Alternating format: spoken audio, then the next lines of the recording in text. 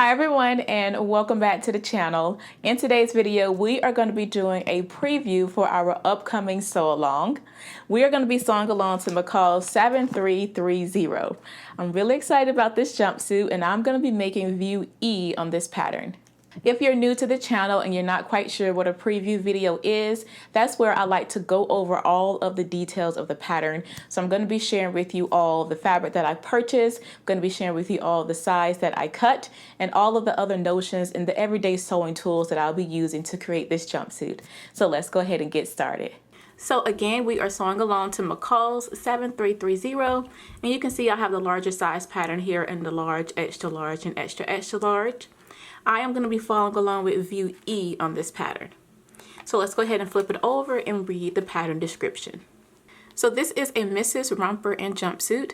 It says romper and jumpsuits have bands, collar, front and waist, back pleats, self-lined yoke back, forward shoulder seams, no shoulder seams, loose fitting bassoon bodice, semi-fitted pants, and mock fly zipper. Also has top stitching. View A, B, and C has a narrow hem. View D has a bias armhole facing, rolled hem for view A sleeves. View C and F are wrong sides show on the sleeves. View A and F have a collar. View C and F has a two-piece sleeve with pleats, slit openings, and button tab. And view C, D, and F has pockets. View A, D, and F has carriers. This pattern is designed for medium weight woven fabrics, and they have suggested a challis, a chambray, cotton blend, and washed silk. Again, I'm going to be following along with view E, so I have purchased 3 yards of 60-inch wide fabric. I went ahead and got enough fabric to cover the largest size on the pattern. For notions for this jumpsuit, for all the views, you need a 7-inch zipper. You need a hook and eye closure. For view A, you need 6 half-inch buttons. For view B, D, and E, you need 4 half-inch buttons. And for view C and F, you need 10 half-inch buttons. You also need to make sure you pick up some fusible interfacing for this project as well. For sizing, I cut the size large around the bust of the jumpsuit, and then I merged the lines over to the extra large around the waist, and then I merged over again to the extra extra large for around the hips. Now, if your measurements fall between multiple sizes like mine do, I have linked a video for how I merge pattern lines specifically for a jumpsuit. So you can check that video out if you want to see how I merge between the pattern lines. Now we can go ahead and go over the fabrics and notions and everyday sewing supplies that we're going to need to make this jumpsuit. Alright, as far as fabrics go, I'm going to be using this linen. This linen is from the fabric store online. I love this color, so I'm excited to use this to create my jumpsuit with. I also have some interfacing here. This is just some fusible lightweight interfacing that I had in my stash, so I'm going to be using this for this project. I also have my zipper here. This one is a 9-inch. The pattern says we only need 7-inch, so I'll just shorten this one, but here is the zipper that I'm going to be using. And here's just some buttons. I probably won't go with these, but I just want to show you buttons to make sure that you have some for your project. You also want to make sure that you have thread for your project. I'm going to go back to the store to get a color that's more closer to my fabric, but just make sure that you have thread for your serger as well as your sewing machine. You're also going to need marking tools. So this right here is a fix-on pen, and this is some chalk. I have my measuring tape here because I like to take new measurements before I start any project. So go ahead and take new measurements before you go ahead and cut out your pattern and your fabric. Also have some snippers here to cut off loose threads, as well as these scissors here. I like to keep lots of scissors close by. Seam ripper. Here are my 2 rotary cutters. This one I use for paper and my pattern. This one here I use for fabric. Here's a point turner just in case we need it when we're working with the collars. I have my pattern weights here, as well as my pins, and my ruler just in case I need to transfer any markings. You will also need your iron and of course your sewing machine. So let's go ahead and go over the pattern instructions for this jumpsuit.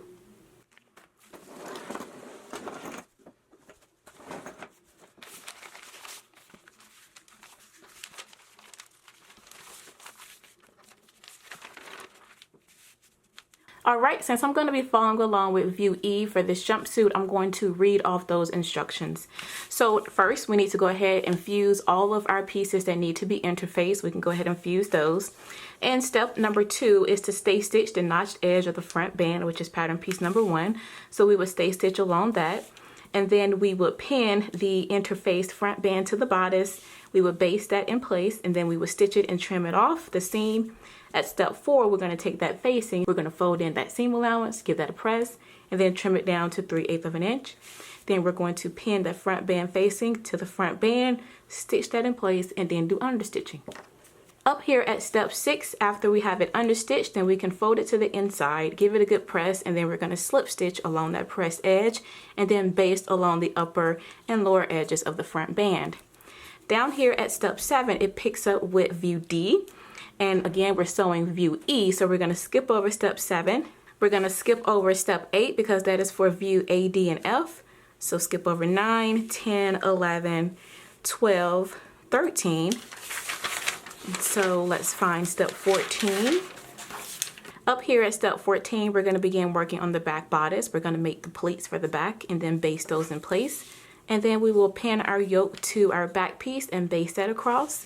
And then we'll start working on the yoke facing. We will turn in the shoulder seam allowance and then trim it down to 3/8 of an inch. And then we're going to pin the right side of the yoke facing to the wrong side of the bodice. We'll stitch that and then trim it down. We'll press the yoke and the yoke facing up over the seam, give that a press, and then we will pin the yoke facing to the shoulder seam. And then at step 20, we will slip stitch that in place. Now for these steps right here with the yoke back, I'm going to be doing the burrito method. I like that method a lot better as opposed to this one in the instructions. So I will be doing the burrito method in the sew along to give us a nice clean finish for our yoke facing. The next step at step 21, after we have finished the yoke facing, then we can go ahead and stitch the bodice right sides facing along the side seams and then finish off our seams, and then we can gather the lower edge of the bodice. Moving on to step 23, we're going to stay stitch along the neck edge, and then we can begin to start working on the collar at step 24, but this is for view A and F, so I can just skip over all of these steps. But again, if you're going to be doing those views, then make sure that you follow these steps. So now I'm going to go over to step 30, and again, I'm following along with view E. So on step 30, we're going to turn in the seam allowance on the single notched edge of the uninterfaced collar band, press that up, and then trim it down to 3/8 of an inch. Then we will stitch the collar band sections together, right sides facing, and then we will turn it out and give it a good press. At step 33, we will pin it to our neck edge, trim off the seam allowance, press it going up into the collar, and then we will slip stitch the pressed edge over the seam. Next, we can begin working on the sleeves. So this picks up with view A, B, and E. So we will start right here. We will E stitch along the upper edge of the sleeve cap. Then we will stitch the sleeve seam together, finish off that edge. We will do our hem, top stitch along our basting, and then we can install our sleeve and then finish off those raw edges. The next step for 39 picks up for view C and F. So we can skip over all of these steps here. Again, if you are doing this sleeve, be sure to follow these steps. But for view E, we can skip over these.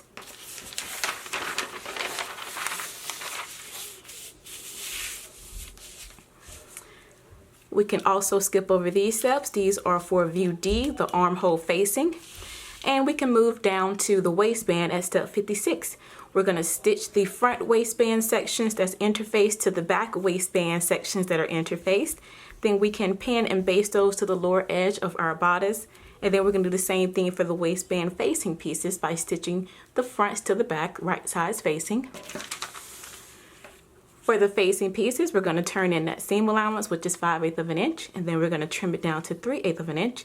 Then we're going to pin the right side of the facing to the wrong side of the bodice, baste it in place, and then we're going to stitch the upper edges, trim that down, and then turn down the waistband facing over the seam. After we have the waistband attached, we can move down to start working on the pants. The first steps they deal with view A and F, so we can skip over these and we can move down to step 65, and that's for all views, and that's when we begin to install our zipper.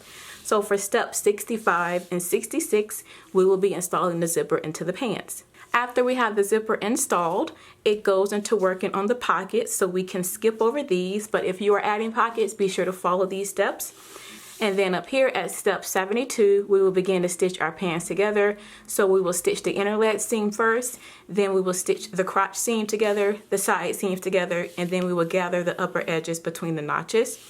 The next few steps, they work with the carriers. So if you're going to add carriers to your pants, you can follow these steps here. Again, view E does not have carriers, so we can skip over these steps. So at step 80, we will pin the pants to the lower edge of the waistband, matching up centers, seams, and notches, adjust the gathers, baste it, and then stitch it in place. Trim the seam and press it up toward the waistband. And then at step 81, we will slip stitch that pressed edge of the waistband facing over the seam. For steps A, D, and F, you would do top stitching and follow along with these steps here. And we can move on down to step 88 for view E. That's when we're going to hem our pants.